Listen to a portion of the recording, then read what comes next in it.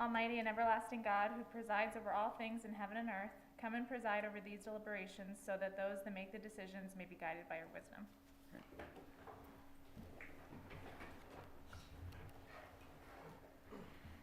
Okay, welcome to the February 24th work session of City Council.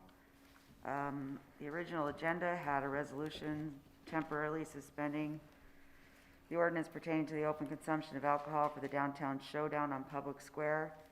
That resolution is being pulled for more details need to be worked out with the Diamond City Partnership. And the mayor doesn't have anything on his agenda, so I guess you can go right to Council presentations. Okay, Mr. Brooks. Sure, thank you. Mayor's not here, so I'll talk to you, Mr. McCormick. A couple weeks ago, I mentioned the need for a full-time special events coordinator, and I just wanted to get an update on that. I have two other things too. And then also, I'm sure we're all very concerned about the recent shooting that took place, most notably last night at Sherman Hills.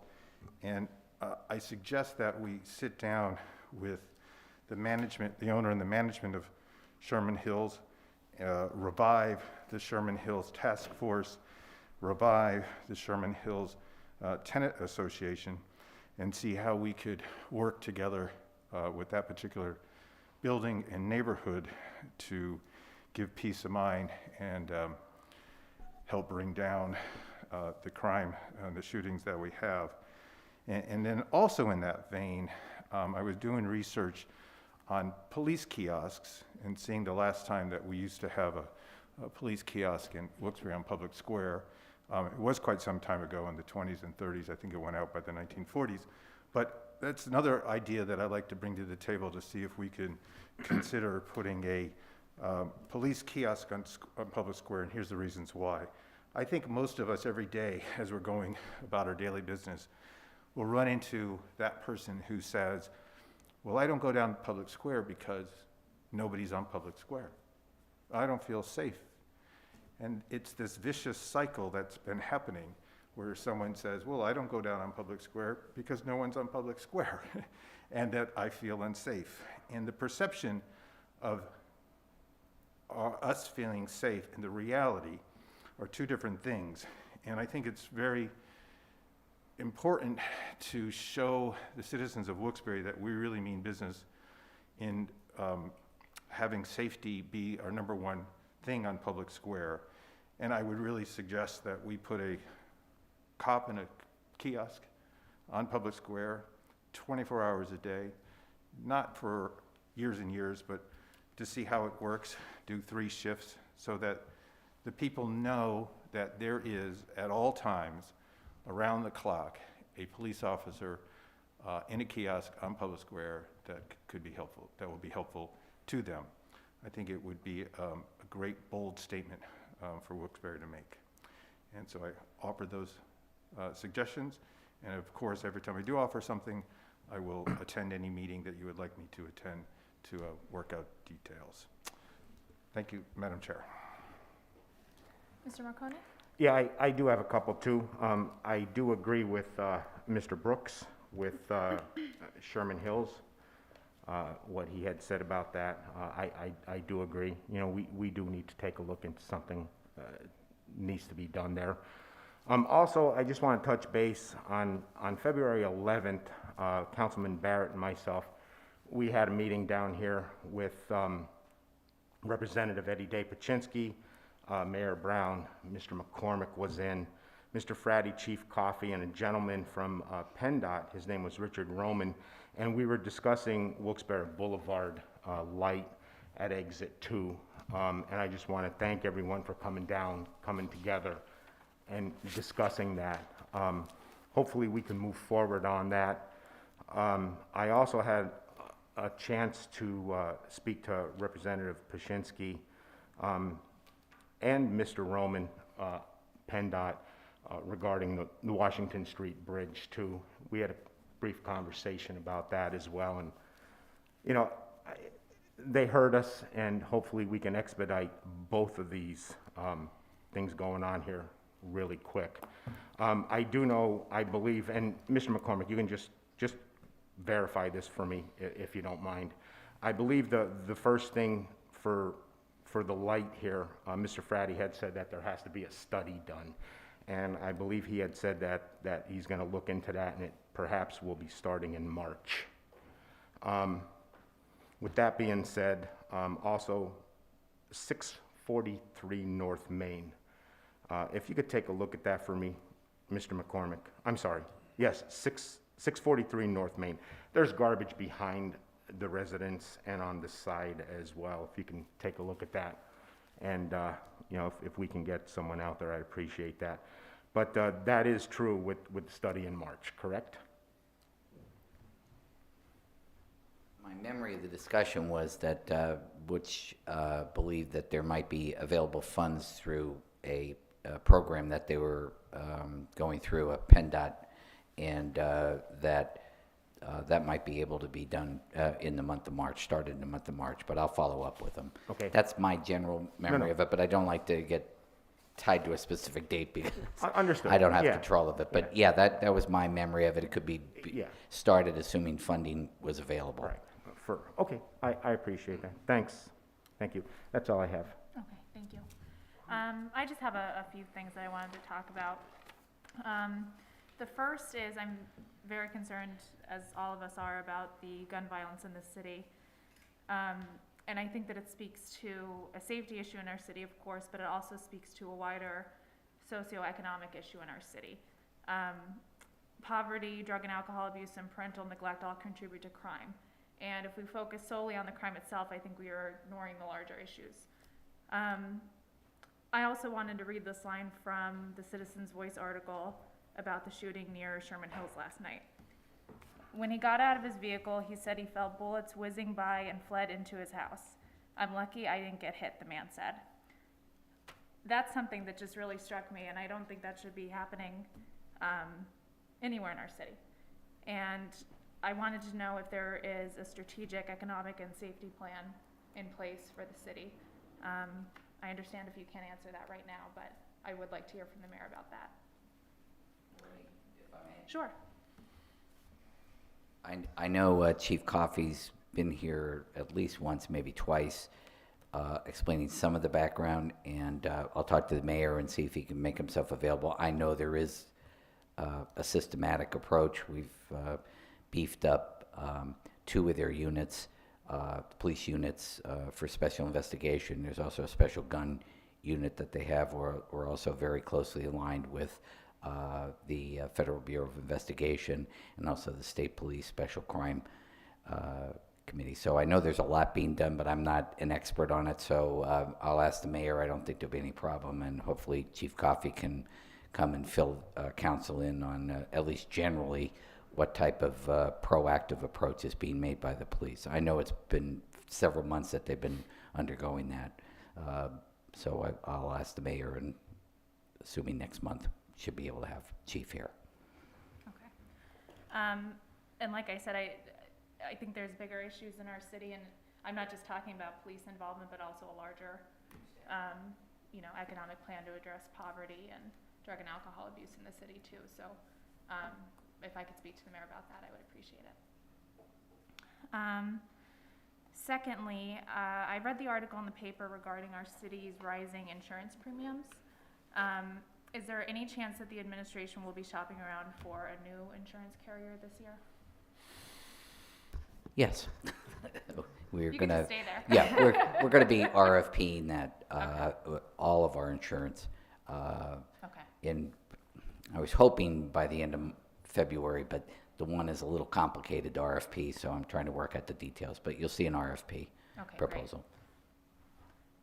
You could just stay there. I mean, I know you're getting exercise. I'm good. I'm good. And then, I know that every year the city does the Great American Cleanup, but I was wondering if there was a larger scale plan to kind of help clean up the city once spring hits. For example, East Northampton Street is a mess between Sherman Street and the Boulevard.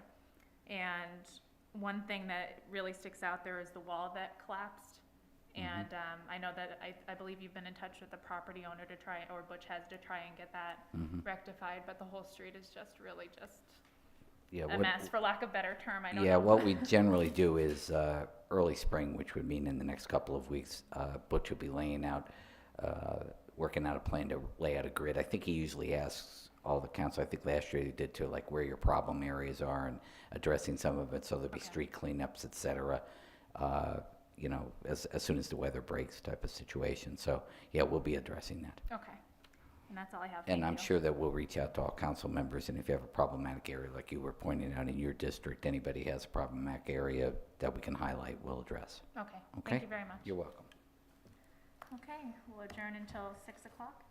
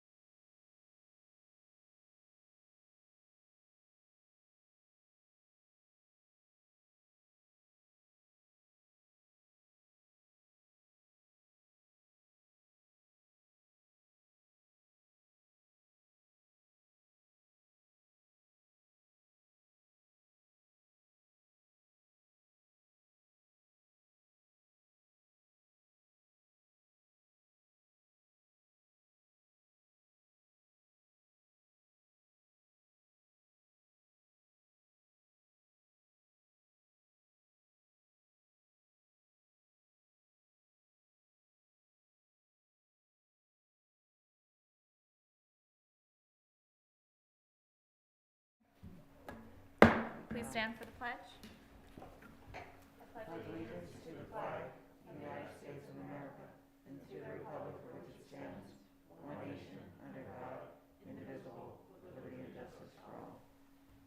Almighty and everlasting God, who presides over all things in heaven and earth, come and preside over these deliberations so that those that make the decisions may be guided by your wisdom. Roll call, Mr. Barrett is excused. Mr. Brooks? Here. Mr. Marconi? Here. Mr. Belisco is excused. Mrs. Gilbert McBride? Present. Also present is Mayor George Brown, Administrator Charles McCormick, Assistant City Attorney Maureen Collins, Assistant City Clerk Tracy Smith, Administrative Assistant Lisa Sanfilippo, and IT Support Specialist Phil Benson. Good evening and welcome to the regular session of Council. Chairperson is the presiding officer of the meeting. The following are examples of important council rules. They are not intended to be a complete list. Adhere as closely as possible to the 5-minute speaker presentation time limit. All remarks shall be addressed to the council and not to any individual member thereof. The chairperson shall preserve order and decorum, prevent attacks on personalities, and determine all points of order. And finally, in order to be heard by all, when members of the administration are speaking, please stand up and speak into the microphone. Okay, so there is no agenda items. The item that was on the agenda, the resolution, is being pulled. There's, for more details needed to be worked out with the Diamond City Partnership. So other than the minutes, there's no agenda items, so we'll just move on to voting on those. Yeah, we can vote on the minutes. Okay, so we'll need a motion and a second on the minutes. Motion. Motion, Mr. Brooks. Second. Second, Mr. Marconi. And roll call, Mr. Brooks. Yes. Mr. Marconi. Yes. And Mrs. Gilbert McBride. Yes. So now we'll move on to council presentation. Okay. Does anyone else have anything further? Okay. Beth, just Yeah, go one ahead. more quick thing. I'm sorry, Charlie, before, just potholes, we're addressing them, we are addressing them. Is it that, that temporary patch we're still doing? Is that what we're doing?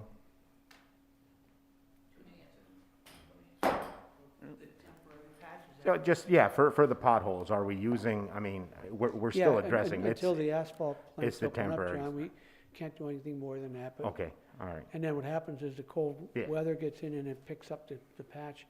We know there's a lot of places that have to be done. Okay. But as soon as they open up, we're gonna do a massive attack on the potholes. And we're gonna be very aggressive in paving streets this year too. Thank you. That's all I have. Thank you, Okay. Mrs. McBride. All right, then we'll go into comments from the public.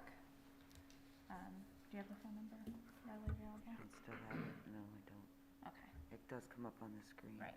Okay, so if anyone from the public wants to call in on general comments, the number is on the screen now.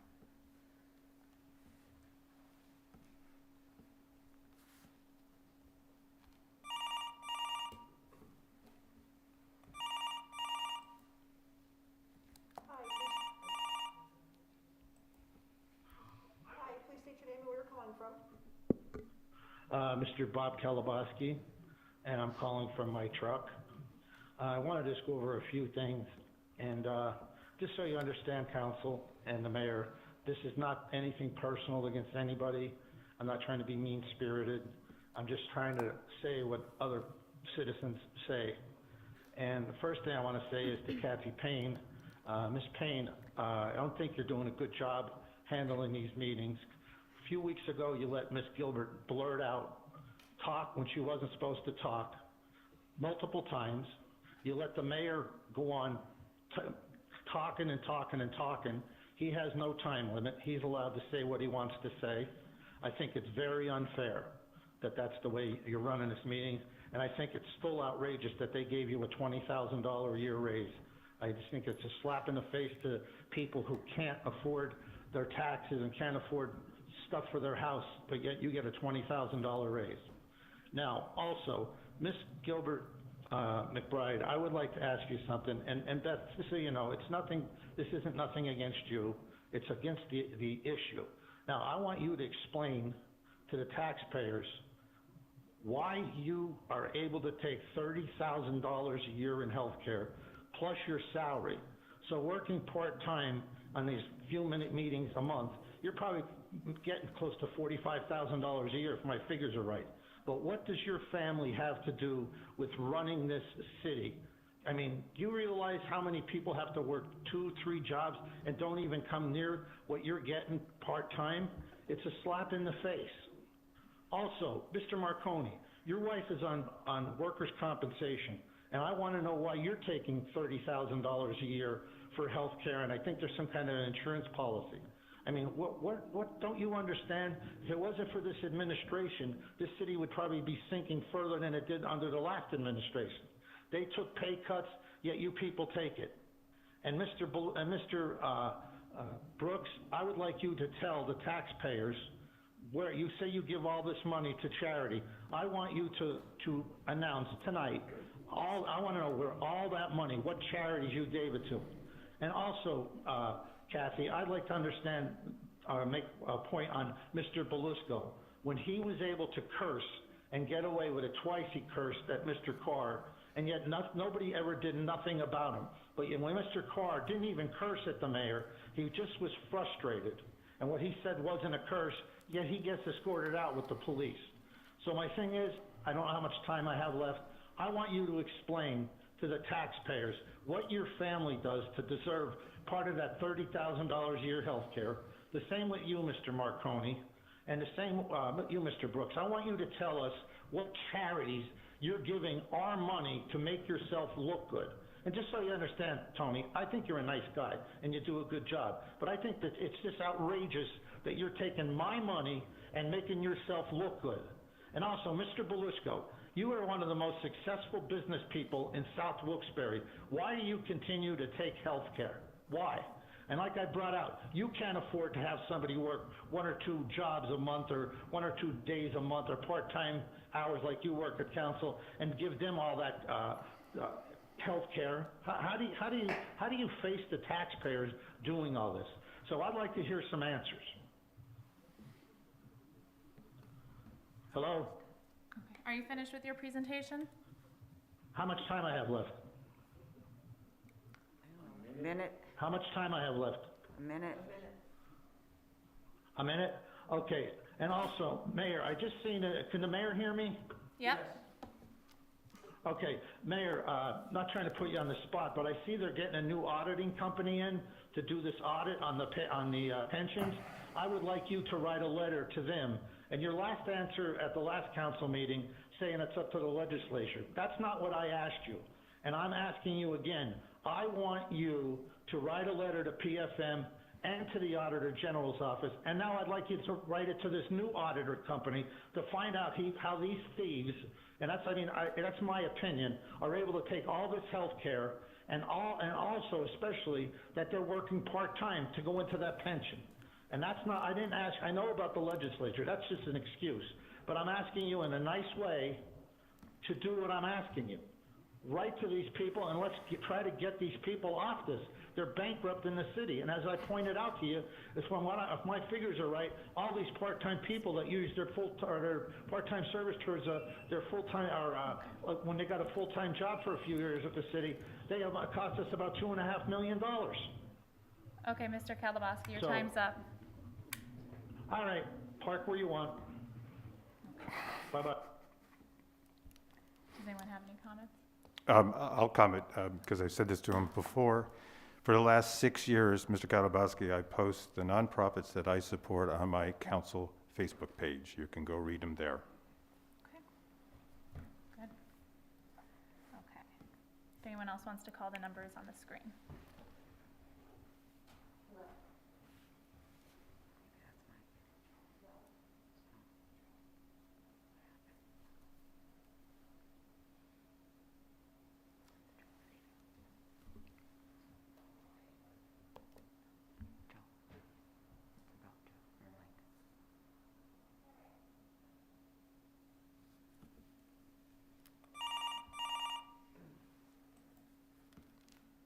Hi, please state your name and where you're calling from.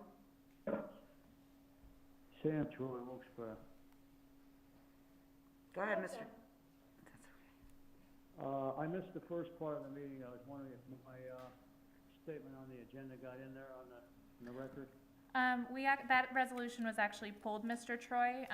So, I mean, we do have your statement here. We did all receive it, but we're not voting on that resolution anymore for right now until not more voting on details. it? We're not voting on that resolution right now until more details are worked out. But we did receive your Until what? statement. So the comment wasn't read because you're not voting on it. That's been tabled then. Correct, because your comment was relative to pending legislation, but we did receive it. And you didn't vote. There was no agenda then for tonight. No, we That's just correct? voted on minutes. Just a minute. Yes. Well, in general comment, I'm mystified as to why is there no agenda? I could probably bring up about 10 or 15 issues that should be on the agenda, and there are a lot of disturbing things. I read doesn't this disturb any of you council people, you 5 people, regarding the situation with especially Mr. Brooks, who's supposedly interested, and I know Mr. Brooks well, and I think he's a very dedicated, sincere person. He's concerned about historical preservation. The whole question with this South Main project by Spirit International, what I read in the paper yesterday, I think Mr. Brooks was level with me on this. He was in the dark about it. I assume you other 4 people are as well. That this administration, the Brown administration, has pressured, now because of this litigation, which I guess technically has not been filed yet, concerning the property around Norton's Dress. There used to be Norton's Dresses there on South Main, to clear the way for the Spirit International project. An article in the Citizen's Voice that there was harassment and damage to the buildings. It goes. I don't have the article in front of me, but it was very disturbing to see that these. I wouldn't call them Gestapo tactics, but I'd say autocratic tactics. If this is true, I don't know. I mean, this is. You want to call it hearsay, or what do you want to call it?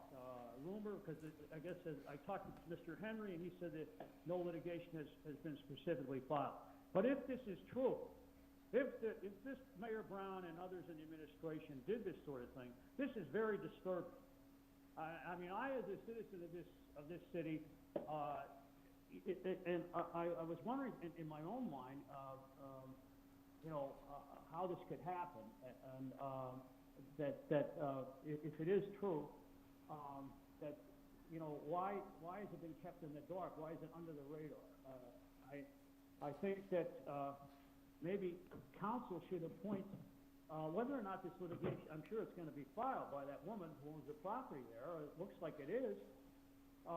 There should be some sort of ad hoc committee, or there should be some citizen organization, or an organization made up of citizens and public officials and administration officials to get to the bottom of this. Or I'll tell you the truth, then maybe the Attorney General, the Auditor General should be called in here. I mean, from what I gather, this project was held up because of this particular property there, this historically significant property. But they were supposed to work around it, and they decided they didn't want to work around it. I realized there was a significant amount of property tax. I mean, there was a property tax reduction for Spirit International some time ago by the Wilkes-Barre Area School District, and I'm sure that the city followed suit, even though Mr. McCormick had no answers on that. The other thing I just wondered if any of you 5 of you could admit to the public, to go on the record and say whether or not, as I said, I already pretty much know where Mr. Brooks stands, but the other four, if you had known nothing about this, is it disturbing, and what can you do about it? Because I think at least it should open some discussion with the mayor as to what the hell happened here, and how this situation could be rectified. I think this is a pretty embarrassing situation for the city. And I also wanted to get into, if I have a couple of minutes left, just a couple things I wanted to push. Now, Mr. Brooks and Mrs. McBride,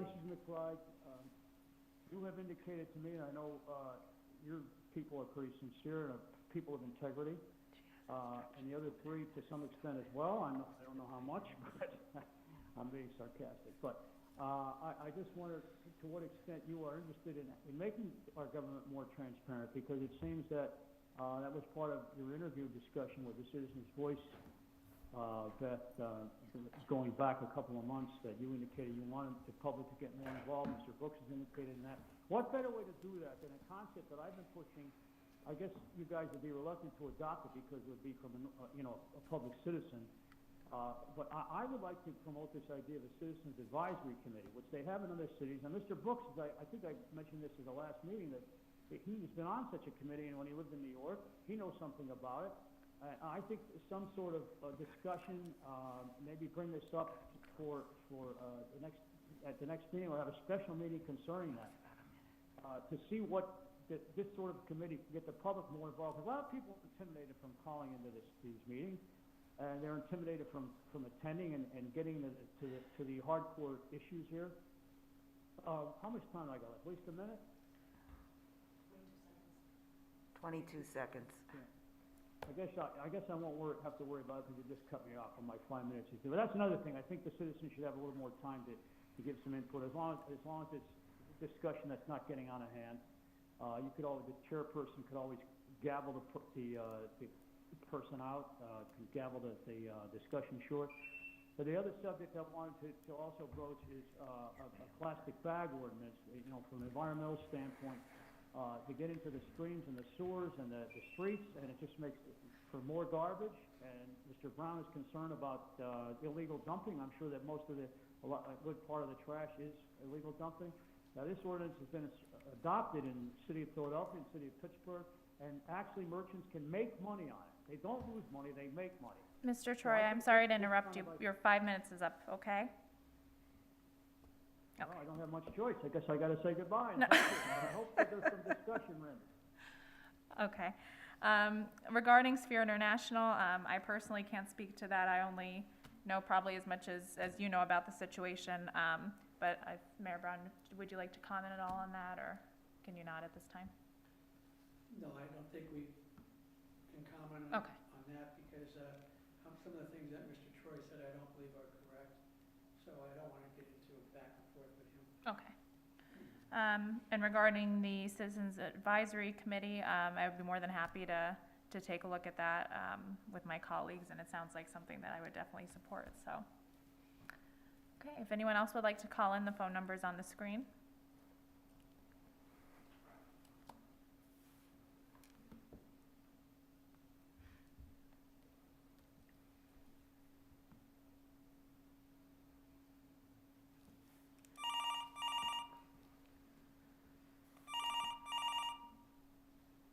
Hi, please state your name and where you're calling from.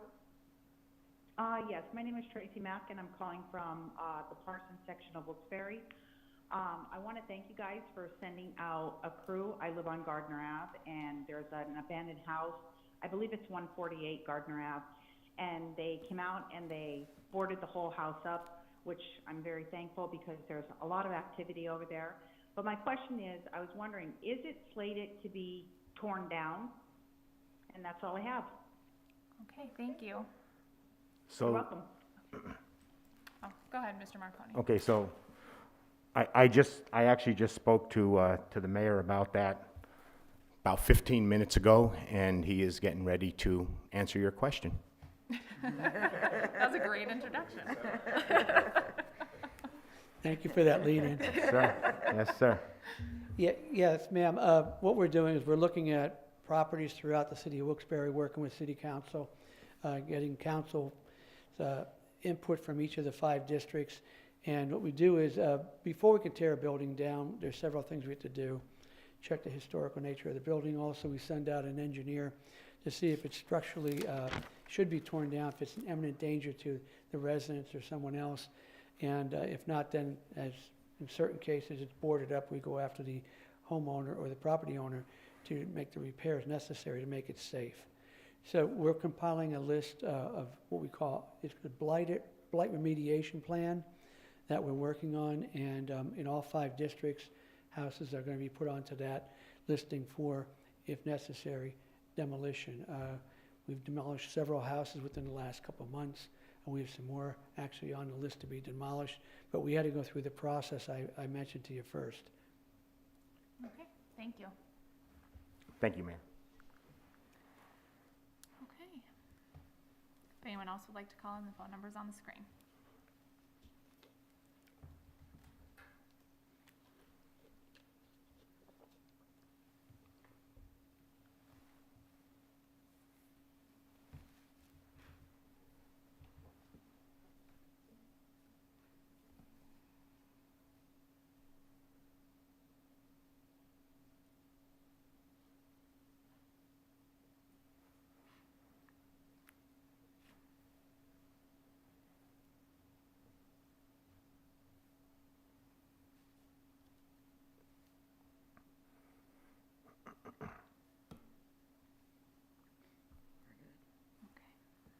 All right, does anyone have anything for the good of the order? No? Okay. Motion to adjourn? Someone? Motion. Motion? Motion? There we go.